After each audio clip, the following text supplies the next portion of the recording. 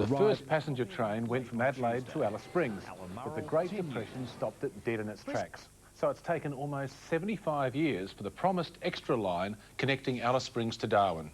Well, now the north-south line is complete and tourism operators are hoping it will provide an important weekly boost for their industry.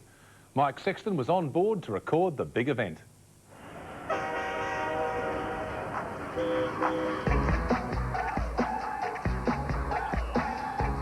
This morning the GAN rolled back into Adelaide at the completion of its historic first round trip to Darwin. I haven't travelled on railways very much in Australia, but I have a lot overseas, and I wanted to add this to the list. The sight of passengers spilling onto the platform after a transcontinental journey has brought smiles of optimism to the faces of tourism operators throughout the state. We'll certainly increase our numbers. I mean, we're looking at 450 to 500 people per week coming off the train and either starting in Adelaide and spending pre-time or post-time when they come off the train to see more of South Australia. Morning, Kelly. How are you this morning? Travel agent Phil Hoffman is chairman of SA Tourism and believes the GAN fills a growing niche in the tourism market. That is, travellers looking for holidays where the journey is as important as the destination. I think we're seeing a really increasing trend towards train travelling because it offers a very comfortable, very relaxing environment in which to travel in. And I think as people coming older, they're looking for a lot more sort of convenience and comfortable travel.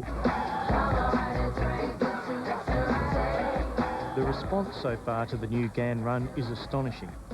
Great Southern Rail, the company that operates the service, says 100,000 passengers will take the journey this year, and that more than $17 million worth of tickets have already been paid for. There's a real sense of nostalgia and romance associated with train travel, and we're keen to maintain that. We don't want a very fast train, we don't want all the modern appointments. We like the nostalgic feel of this train, the historic feel of this train, and we're going to maintain that for many years to come. Because the train has 3 levels of class, from the gold kangaroo ensuite cabin to the red kangaroo day-nighter seat, the operators hope to cast a marketing net over every type of tourist. I guess we're really talking to baby boomers and backpackers. It's a diverse market, but we've obviously got different levels of service which are targeted towards different market segments. And so the baby boomers are certainly the people we're targeting in terms of our gold kangaroo service travel. The railway was created by a combination of private and public money, and when it comes to marketing the train, it's again a joint effort. Already travel agents overseas have been briefed on the selling point of the railway as a chance to see the outback starting in either Adelaide or Darwin. The inland is part of Australia's reality, but also part of its mythology and psyche. And so I think what's happened for over 150 years, people talked about conquering the inland. And this is the conquering of Australia's last frontier, and it's now accessible to people who come on the GAN. Of course, as much as tourism operators want to get bums on seats, they also want to get them off again.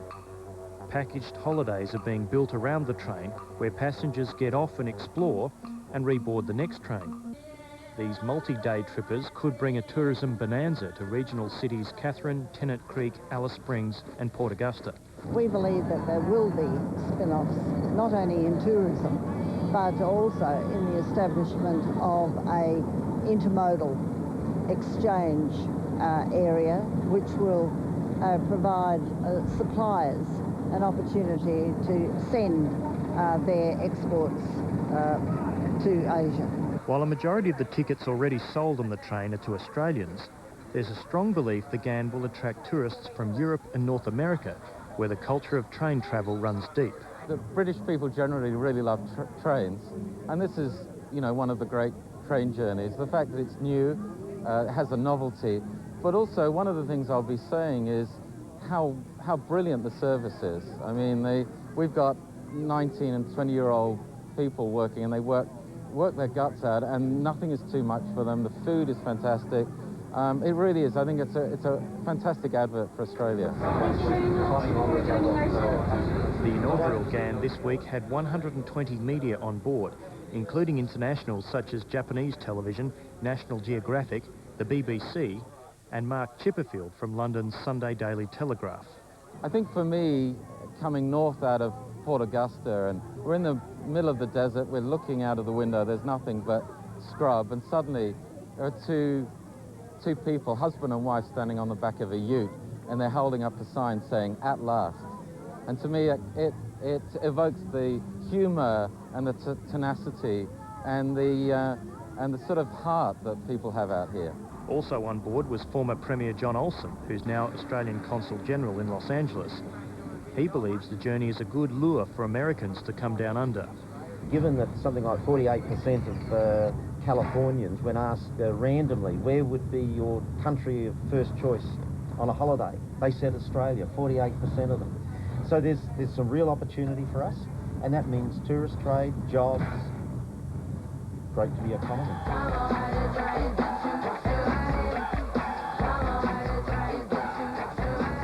For almost 100 years, the economics of a Great Northern Railway have been queried.